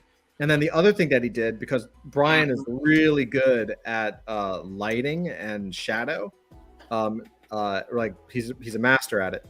And so what he did was, not only did he have all this stuff set up, but as the story unfolds, he wanted the story to march through time. So as the story is unfolding throughout the night, he moved in his prep work, he moved the moon across the sky so that as time progresses in the comic, based on where they are in the city, the light changes to be where the moon would be hitting at that specific point in time. So 9 p.m., 10 p.m., 11 p.m., 12 p.m., or 12 a.m., 1 a.m. Like the moon is moving while you're going across the city in different ways. And this is all for it's like a 15-page story. This wasn't like a massive graphic novel. I was like, and what he did for the phone conversation instead of doing the split screen. Yep. With who, instead of showing a split screen of her talking to her father, Jim Gordon, she picks up a picture of him, and it's that way he doesn't break away from the scene. So you could know visually from the storytelling, she's talking to her father. Yep. And not doing a split screen of her in one location and him in another. Yeah. He keeps it right there. Yeah. So good, man. He's so advanced. Yeah. His storytelling is so advanced. Todd, brilliant. You were an idiot for not being able to figure that out.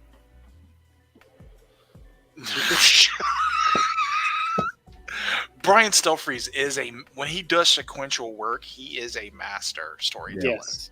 His storytelling is so good. The way he sets up a page and the way it goes, the angles he chooses to show you from panel to panel, so you can follow it without the words, and you know exactly what's going on. Yeah, man. It is fantastic. Todd, you know I was just playing with you, right? Whatever, dude. I love you. You're He's not an where idiot. I got the whole theory of save the cool for the cover. You know, Yeah, man. He's so good. brilliant, and his paintings are amazing too. I wonder Like- if I don't have any of his stuff like readily grabbable. Yeah, like he's the whole reason I started buying Shadow the Bat when it came out. Oh Those yeah, covers. man. His cuz Shadow the Bat cover is crazy. You know what's so funny? He's been around the comic industry for 30 plus years Mhm.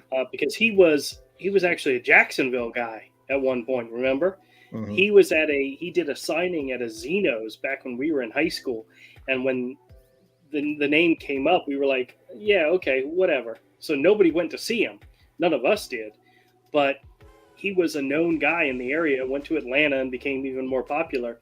He recently, when they did the Black Panther series, the new Black Panther series, he was the artist, and it blew up, and his name was everywhere.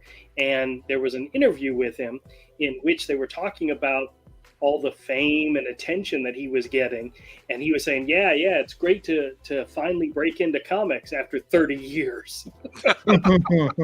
It's like, yeah, it's now I'm getting the attention, and it's sad because a lot of people like us know who he is, absolutely adore and respect him, and the world got to know who he was once he started working on that Black Panther series, which I don't remember if he was on it for very long, but I had some of the issues. It's fantastic art. He did a fantastic job on that series. Yeah, man, for sure. Hey, before we get too deep, should we go ahead? You want to go ahead and do we see who wins the autographs? Ooh, we could probably do that. Yeah. And the winner is Misfit Corner Comics. Yay! God. And Oh, Studio 7.62. Whoa! Well, Andrew, we need to get you a wallet. So It's all right. No rush. It's like I know. signing up an email. We'll have this conversation in 5 years, Andrew. Yeah, I We'll- know. We'll, I we'll know. come back around and talk about it then. All right, I'm gonna share my screen here. Let me make sure I share the right one. So real quick, I wanted to draw all of your attention to our Twitter. Right now on Twitter, this is our pinned tweet. And we're actually airdropping 5 comics from the new Origin comic. And all you got to do is just follow these instructions. Now, if you're already a holder, you don't have to sign up for pre-mint. Just give us a follow, like, and retweet. Otherwise, just follow these instructions and we will be airdropping 5 comics as soon as we mint. so awesome. Doesn't get much better than that. So head on over to our pin tweet.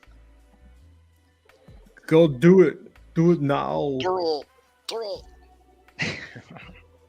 Awesome. Let's just take one moment. Let me know if your name is not on here. If your name Why- is not on here, while Is Willie you're Doug- doing that, while you're setting it up, Willie D says, "Congrats, KG." yes, And Ray just says, "Go, go, Rage's powers." Willie D is like, just getting out ahead of it. Karen says, "You guys are funny. Yeah, we need to get them in the fold." Okay, no, not the wheel. Oh, Jeremy says he doesn't see his name. All right. Here, Wait, there it Jeremy. is. It's right there. Yeah. Jeremy, you're on there. You're right there. You're right there. We got Karen on there. We got everyone. Okay, let's see. A couple more. We'll give it maybe one more. We'll give it another 30 seconds. If anybody we missed, act now or forever hold your peace. Do you have to be watching the stream right now in order to win? I think as long as you stop by and said hi, I think. Okay. Or what do you think, Todd? I think as long as you said hi, it's fine. All right. We talk forever. But it's always good talk. Yeah, it's good. All right, I guess should we rock it? Karen says, yeah, at Jeremy needs to be on the list. Is this not the same? Yeah, Jeremy Taylor right here. At Jeremy? Is there another Jeremy? Well, oh wait, is there another Jeremy? Karen, is it a different Jeremy? Jeremy Taylor. I'm going back through everything as well. It's just one Jeremy, right? I think so. I don't see another Jeremy. Oh, Jeremy says he just has bad eyes. Okay. Awesome. Well, you're right here. We're good. All right. There we go. Congrats, KG. Let's go. All right. All right. So we'll do it 2 times for 2 winners. Nice. Here you go. First time. AI Planet. What's up? Al Planet. All right. Congratulations. Nice. Awesome. And if I remember, you are a holder, so just hit us up in the Discord and we will autograph whatever you want from season 1 or from the mint passes. Yep. Freaking awesome. All right, we're doing one more. Are we? Are we ready? Yeah. Now is AI Planet's name removed from the thing, or does he get to It go is, yeah. Yeah, it's Okay. removed. You can only win 1 time. I feel that's fair. All right. Should we Ready? remove KG's name? I think we should No, remove that's KG's not name. fair. That's so mean. All right, here we go. Here we To go. be fair, he lost the $1.6 billion lottery or something. Yeah, fair point. Fair point. Actually, I think we all did. Speak for yourself. Karen. Aaron. Nice. Good job. Good job. Congrats. Awesome. Awesome. Yeah, so reach out to us in the Discord, Karen. If you have an adult fantasy NFT, we'll sign it. If not, we can airdrop you one. Or if you want to buy one, we can sign it too. So just let us know what you want to do. Whatever you want. Whatever you want. works best. Congratulations, guys. I love it. This is the best birthday ever. I love it. I absolutely love it. Nice. Your gift's in the mail. You can pick it up when you stop by my store. Wait, if my gift is in the mail, why would I pick it up at your store? That's scammer logic, in case you didn't know that. Oh, okay. Jay says congrats. Yeah, thanks again. Thanks again, Karen. Ray just says 0.25 ETH if anyone wants. Awesome. So what else are we what else are we talking about tonight? Where were we? You got me stuck looking at Jason Pearson art now. Yeah, it's pretty awesome. He was a member of Gaijin as well. Yeah, here I'll put up some stuff for you while we're looking at stuff. Let me see.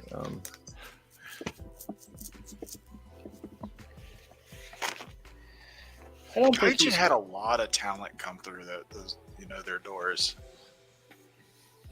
Yeah. Comic Drop Alpha. Ooh. Oh, Comic Drop Alpha. Okay. I'll give a little bit of Comic Drop Alpha here. I'll share a screen of art so we can have something to look at other than Andrew. This is selfies. I am the prettiest. Oh, there's dude right there near the middle is that Lucille. That Lucille Ball. This one? Yes, dude. I freaking love that. Oh, it's taking me to. Oh, God. Whatever. Yeah, that's gorgeous. These colors are just so good. Mm-hmm. Wow, look at that. Look at that. The Beetlejuice is good too, dude. I've seen that. It's pretty sick. Didn't he have an art book that came out recently? Yeah, I wish I'd gotten it. I think it was crowdfunded too. Yeah, I think so too. Did he? I didn't know that. Yeah, I wish I'd picked it up, man. Look at that, dude. Shadow the Bat. Yeah. So, Comic Drop Alpha. Oh, glad, Karen. I'm glad you. Thank you for stopping by. I'm glad you learned a lot. Absolutely. So, okay. So I'm going to give you guys a couple of. You know what? I'm going to give a little bit of alpha on the Comic Drop. So, Dusty? Here's what I could drop. We could drop the date. We could drop what the special is. We could do both. We could talk about what both of those are. Yeah, why don't we talk about both of those, Todd? I think Awesome. that'll be all right. Karen says that she'll catch up with me in Discord tomorrow. Absolutely, no worries. Hop in. Love to talk to you. Okay, so here's what we're doing for the drop. So because we're never done and we're never satisfied, we decided to do 2 new cover treatments that have never been done before inside of NFTs, inside of digital collectibles. So the first treatment is here. You know what? I'm gonna pull it up on. I'll pull up examples. Just so that so you can kind of, because if you've never seen it, you might not. And now I will say that it's actually really crappy it's hard to photograph, so the images are not the best. So I don't know, actually, now that I see what they have, I don't know if it's going to be the best. But I'll share it anyway. So the very first special edition. So there are going to be multiple covers. There are going to be 3 covers. There's going to be Avery did 2 covers, and I'm doing 1 cover. And there's going to be regular covers of those, but the specials. So the very first special is going to be a chromium cover, which is freaking awesome. So do you guys know what chromium covers look like comic book chromium covers? Yeah. Yep. Well, yeah, I know you guys do. Yeah, we do. Like let's see. I'm trying to find. This is the. They look like they're like stamped metal, kind of. Yeah, they look like stamped metal, and I wish I could show you like a really good one, but they're highly reflective, and so it doesn't show up in photographs. It doesn't show up in photographs like normal, like you need video to show somebody what a chromium really looks like. Yeah, but you can kind of see like in these pictures, like they're very shiny, and it has like a real metallic reflection. And so we're super excited about it. They're gonna look freaking awesome. I can't wait to see it. They're gonna look so good. I ended up sending Flint a copy of my Gen X number 1, which is a classic chromium cover. Nice. So that he could reference it. So that's the first thing.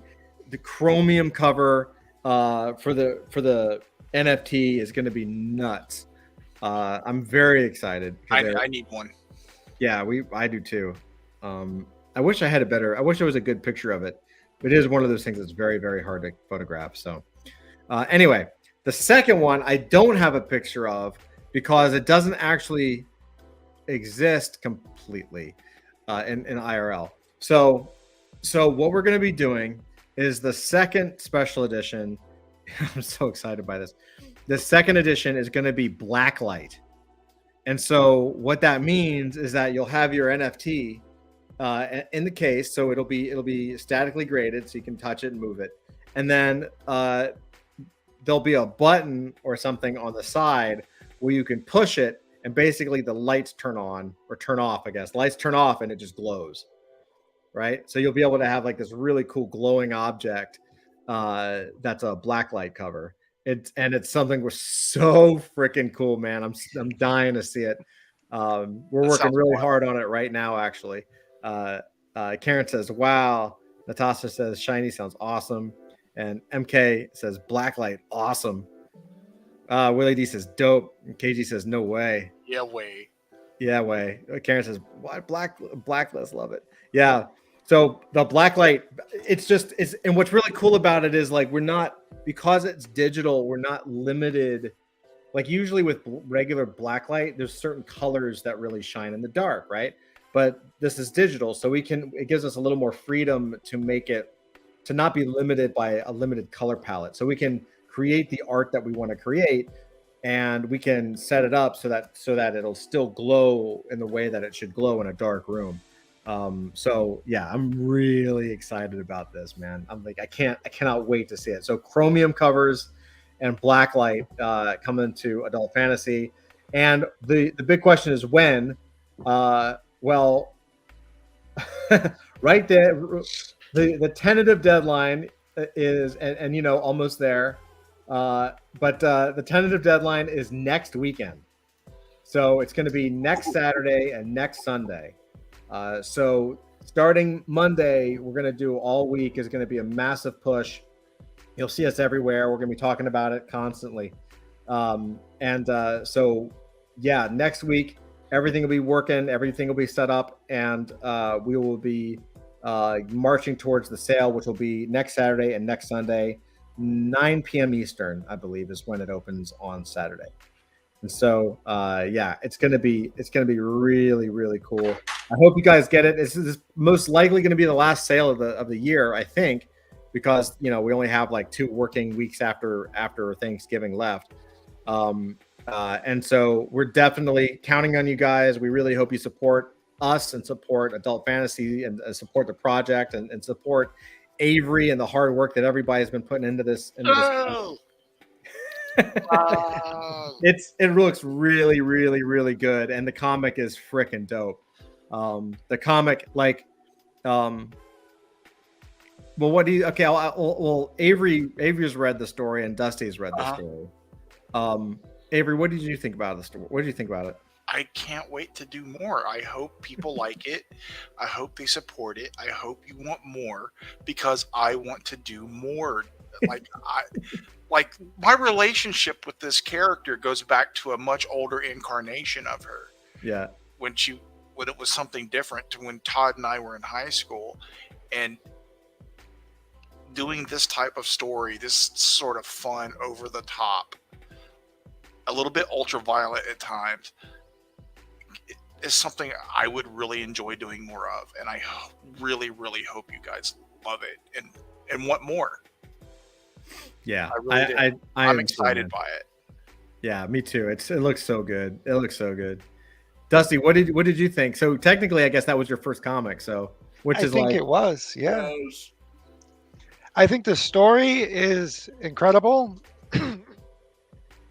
We all came together in Lore Games and made that happen together. Just a phenomenal story. I think Avery's art style is super, super good, and it fits the story so well. Yeah, thank you. And like from start to finish, it's super gripping, and it's just so good. Like I'm so excited for it. Yeah, it's really cool for me to see, because it's something like, to your point, Dusty, it came straight out of our community. Yeah. We talked about it. We had some ideas, and the community said, "What about this? What about that?" And then we released. We did all the questions to kind of fill in some of the questions that we had. Well, what do people want to see?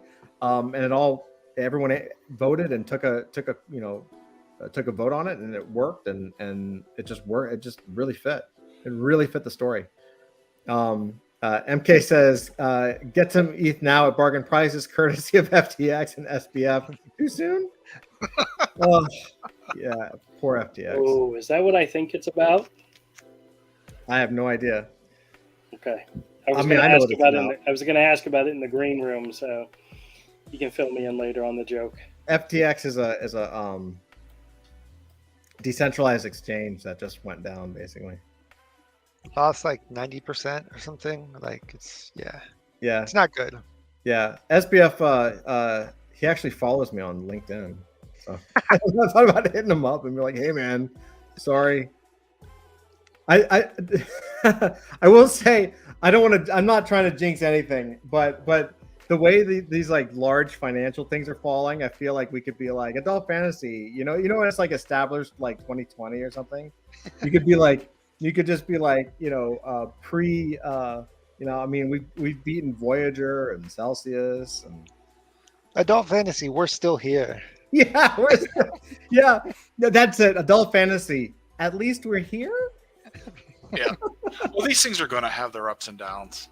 I mean, it'll come back. For sure. Yeah, it's crazy, man. But so we'll be sharing more as soon as we can. Oh, one more thing. That's not okay. I'm going to share one thing that hopefully Flint won't get mad at me for. Hold on, give me 1 second. So this is something that is he's not here. You should be okay. Yeah, this is something you guys are gonna. So I'm gonna give you guys a preview of the mint page. Okay, so this is not live. So you'll see like a video of Stan Lee because it's just a stand-in video because I got to do a little intro video. But I thought you guys want to see this because there is something really cool in that I think you guys will find fascinating. So I'm going to share the screen. I'm going to show you guys the Mint page. We've redesigned it. I've been redesigning it. This is the new Mint page. Look at that nice Avery artwork back there. Ooh, hello. And so you're going to see a bunch of buttons on the side. Don't worry about this. This is just, like I said, this is not live. This is a mock-up for Melissa. She wants to see all the buttons in all the different states. But there's something I want to show you guys, which is this right here. So this, what you're looking at is the real NFT. This is one of the grails, but it's completely embedded inside of a website. So we're working on share buttons and the ability for you guys to be able to actually embed the NFT inside of any web page, which you would think would be easy for NFTs, but it's not. Yeah. So now you'll actually have the entire player embeddable, which means that like as we move forward and when we start like doing redesigns of the website and kind of tweaking the website, we'll be able to like really do some cool things. With stores and stuff like that. Isn't that cool, guys? That's awesome. Super cool. So shout out to Flint because he's been killing it. But anyway, so yeah, this will be the page. I just want to reiterate that this Mint page is not live yet. Yeah, this is not these live. things are subject to change. Show those awesome covers. Because they're going to go back and pause it and read it. Yeah, I know. They're going to do that. Yeah. No, that's true. No, it's not. It is not live. Subject to change. All this stuff. But I wanted to share it with you guys because it will be live hopefully Monday or Tuesday. Yeah. Melissa's working overtime on the burn mechanics and making sure everything works. That embed feature is really cool because then people can just put it on their Twitter or their whatever Facebook, be like, hey, this thing, put it, show. Yeah. Anywhere that you can embed like any kind of code is just an iframe. So it's really cool. Like I said, the interesting thing is we were talking to another project, and Flint was they were asking Flint a couple questions about how he did it and what it is, and what kind of like the mechanical workings behind the player, and Flint said something that was obvious, but I'd never thought of it, and that is that that player is a full game engine, like that the Adult Fantasy NFT graded case is a game. Like it's an actual game in a game engine, and the function of the game is de-aging or static grading or randomized generation of damage. But that's the game, and it's actually so when you're in OpenSea or when you're on any platform looking at it, you're literally playing with a real-time game engine. So nice. he built it like it's a game engine that he built from the ground up, which is pretty crazy. That's fantastic. Yeah, amazing stuff. But anyway, guys, how are you guys feeling? You want to go on? I feel like we got a good 2 hours in. I'm up for whatever. If you guys want to call it quits, that's fine. But if you want to hang out some more, that's cool too. Maybe we'll do a green room session. Okay, we'll chill out in the green room. All right. Well, how's this, everybody? Thank you guys so much. Everybody that showed up tonight, it means the world to me. Really, it is the best. Hanging out with you guys is the best birthday present, aside from family, of course. But it means the world to me. Everyone's continued support for us, for Misfit Corner, for Adult Fantasy, like it really means the world. And we wouldn't be here without you guys. And we do it for you guys. Like we wake up every day and we work all day long. Ask Dusty. I know he's a partial member, but he sees how he works his ass off. We work our ass off. Like it's a full court press every day to do everything we possibly can to make the best stuff possible for you guys. And so we really love you guys. And Willie D says, happy 29th, Todd. Thank you. Thank you, Willie. Willie D wins everything for tonight. Willie D wins the night. Thank you. Wait, does that mean I'm 31? Yeah. I'm legal now. Wow, you're both a few years older than me. A few years older than you, Dusty. Yeah. Oh man. Well, MK, Jeremy, Karen, thank you guys. Willie D, everybody, Rages, Natasha. Thank you all so much. And with that, we will say happy Friday. Love you guys. Have a great weekend. We're gonna be around. We'll be in Discord as always. See you back here on Monday. KG, what up? And yeah, love you guys. Oh, thank you, Bad Kitty. Appreciate you. Oh, real quick, Todd. Real